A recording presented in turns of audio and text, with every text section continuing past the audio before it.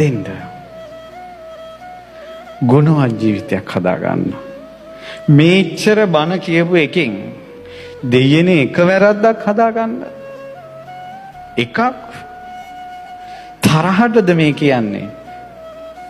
ඔයාලා අපි අඳුරන්නේත් නැහැ. මම මෙතෙන් දෙනකල් ඔයාලා දන්නේත් නැහැ. ඔයාලද මාව දන්නේත් නැහැ. දරුවනේ නුඹලට ආදරෙන් කියන්නේ හදාගන්නilla එකක් හරි වැරද්දක්. නුඹලට දැම්ම මේව ඇහුණා. වාසනාවන්තයි.